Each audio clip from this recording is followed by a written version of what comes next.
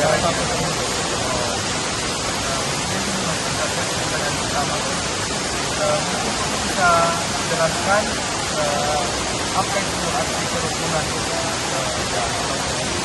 Arti kerukunan secara harfiah, kerukunan itu di mana hubungan antara satu manusia dengan satu manusia itu saling menghormati, saling menghargai, saling menyayangi.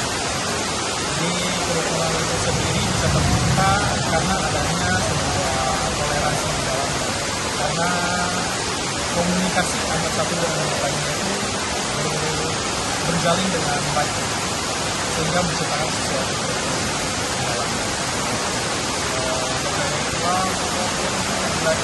Makna dan tujuan dari kerukunan ini.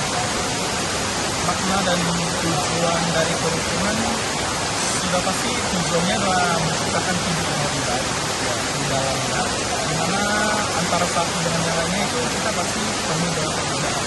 Ini dari perbedaan perilaku, perbedaan pendapat, perbedaan lingkungan, sehingga akan muncul kita bilang sebuah stigma di dalamnya.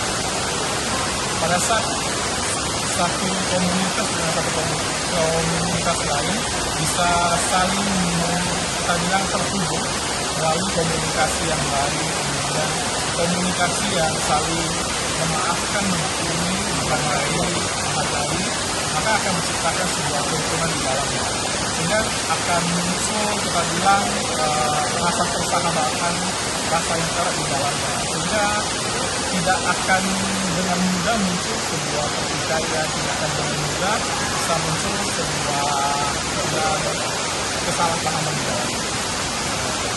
Pertanyaan terakhir ya, mungkin bisa kasih contoh kerukunan itu sendiri.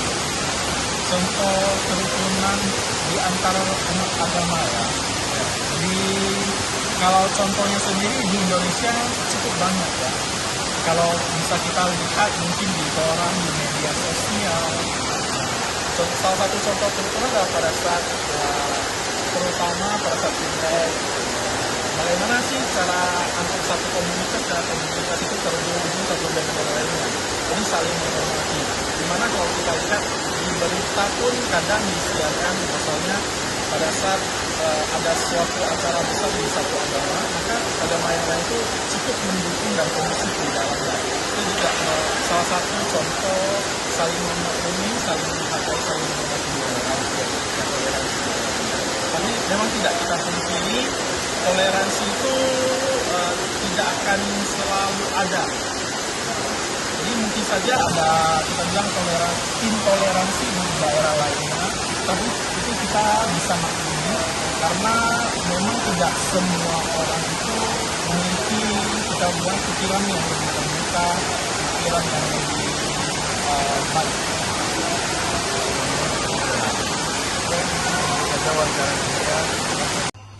Baik, perkenalkan nama saya Fandi Putragama.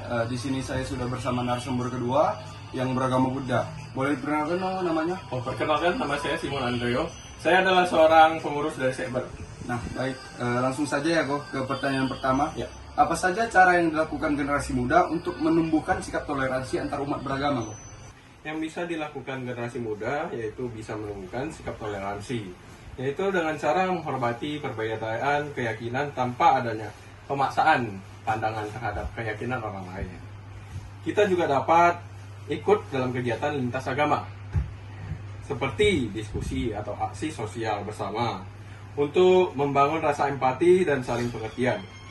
Selain itu, penting juga untuk bijak dalam menggunakan media sosial, agar tidak menyebarkan ujian kebencian atau informasi yang memicu konflik antar beragama.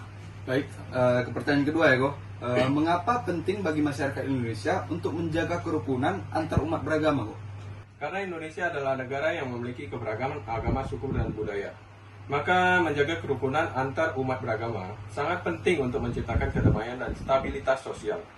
Jika masyarakat hidup rukun dan saling menghargai keyakinan masing-masing, maka potensi konflik dapat dicegah dan kerjasama antar kelompok akan semakin kuat. Hal-hal inilah yang juga mencerminkan nilai-nilai Pancasila, terutama sila pertama dan sila ketiga, yaitu ketuhanan yang Maha Esa dan persatuan Indonesia. Ya, baik. Mungkin segitu saja interview dari saya. Terima kasih. Baik, perkenalkan nama saya Pandu Putra Anggama. Di sini saya sudah bersama narasumber ketiga yang beragama Buddha. Boleh diperkenalkan kok namanya? Ya, perkenalkan nama saya Ferdi. Saya sebagai anggota Sekber bagian kemitraan. Nah, baik. Kita langsung ke pertanyaan pertama aja ya, Go. Mungkin Koko bisa jelaskan apa itu arti kerukunan dalam agama Buddha, Go? Ya, kerukunan dipandang sebagai bagian penting dalam jalan menuju kedamaian batin dan juga keharmonisan sosial. Dengan hidup rukun dan menghindari konflik, seseorang akan terbebas dari kebencian, iri hati, dan juga kemarahan. Dari ini, kita dapat melihat bagaimana juga masyarakat membantu dalam bersih-bersih lingkungan dan juga membantu dalam kegiatan membantu korban bencana alam. Kami berpartisipasi bersama masyarakat lain tanpa memandang agama atau suku, karena melihat semua makhluk sebagai masyarakat sama-sama ingin bahagia dan juga terbebas dari penderitaan. Langsung ke pertanyaan kedua, Go. Mungkin boleh dijelasin lah, Go, atau langsung diberi contoh manfaatnya dari kerukunan ini, Go. Ya, seperti yang saya bilang tadi, kerukunan tadi, jika kita hidup rukun tanpa memandang agama ataupun suku, kita dapat membantu sesama makhluk hidup atau manusia dengan cara seperti tadi yang saya bilang, membantu korban bencana alam, sehingga dapat menimbulkan rasanya senang, dan juga dapat dalam kami agama Buddhis dapat namanya karma baik. Jadi kurang lebih seperti itu ya, Go. Iya. Mungkin seperti itu saja interview dari saya. Terima kasih.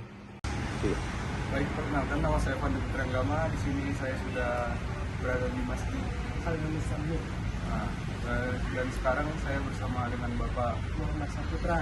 Nah, baik. Jadi pertanyaan pertama, mungkin Bapak bisa jelaskan apa itu arti kerukunan, Pak, dalam agama Islam? Ya, kami dalam arti kerukunan, kami selaku Muslim, agama kami itu mengajarkan untuk menjaga kerukunan antara umat beragama. Jadi konsep kami itu jelas di Muslim, di Al-Quran bilang agama bagimu agamamu, bagiku agamaku. Jadi laksanakanlah keyakinanmu sesuai dengan agamamu, dan laksanakanlah keyakinanku sesuai dengan agamamu, dengan tidak saling bermusuhan. Jadi Muslim itu mengajarkan konsep utama itu menghargai agama lain. Bahkan dalam konsep kami juga selaku umat Muslim itu diperintahkan untuk menyayangi dan mengasihi agama non-Muslim, agama lain, selama mereka juga baik dengan kita.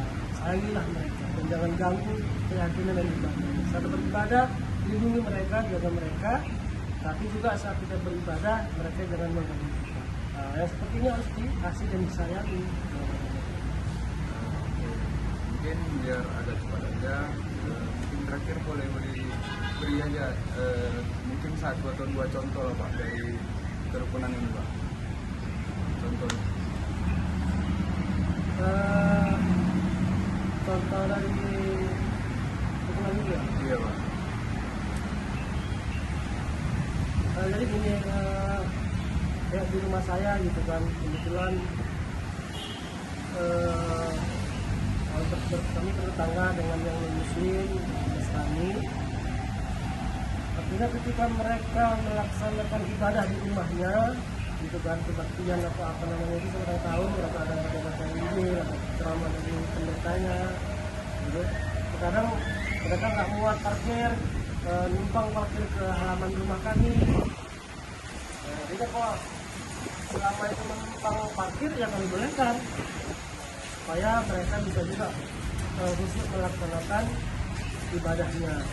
Begitu juga ketika kami di sebelah adalah melaksanakan kegiatan agama kami, misalnya kayak pengajian atau perwiritan di rumah kami selaku Muslim, kadang-kadang kami juga menumpang parkir sepeda motor di rumah mereka. Jadi kami saling menghargai. Ketika mereka melaksanakan ibadah mereka, kami tidak mengganggu.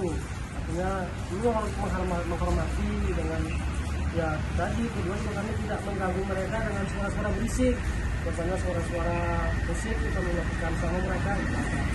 Begitu juga ketika kami ibadah mereka menghargai kami juga gitu. Jadi dalam bertetangga itu walaupun beda keyakinan, beda agama, karena kita saling menghargai, tetap kompak, tidak ribut, dan ya sangat indah saling menghargai. Oke, mungkin segitu saja wawancara dari saya. Terima kasih. Oke. Perkenalkan, nama saya Fandi Putragama. Di sini saya akan mengajukan beberapa pertanyaan tentang kerukunan antar umat beragama. Dan di sini sekarang bersama Nama saya Oktaviani Ongki, saya sebagai pengurus di salah satu gereja di Medan. Baik, langsung ke pertanyaan pertama saja. Jadi, mengapa penting bagi masyarakat Indonesia untuk menjaga kerukunan antar umat beragama? Tentu saja itu sangat penting karena Indonesia adalah negara yang memiliki keberagaman agama, suku, dan juga budaya. Maka menjaga kerukunan antar umat beragama sangat penting untuk menciptakan kedamaian dan stabilitas sosial. Jika masyarakat hidup rukun, kita bakalan bisa merasakan saling menghormati antar sesama gitu. Termasuk Tuhan Yesus juga mengajarkan kita untuk saling mengasihi sesama meskipun kita berbeda agama. Baik, langsung ke pertanyaan kedua. Jadi, bagaimana cara generasi muda di Indonesia untuk membangkitkan sikap toleransi antar umat beragama? Oke, jadi generasi muda itu bisa menumbuhkan sikap toleransi dengan cara menghormati perbedaan keyakinan tanpa memaksakan pandangannya kepada orang lain. Mereka juga dapat ikut dalam kegiatan lintas agama seperti diskusi atau aksi sosial bersama untuk membangun rasa empati dan saling pengertian. Selain itu, penting juga untuk bijak dalam menggunakan sosial media. Mungkin segitu saja interview dari saya. Terima kasih.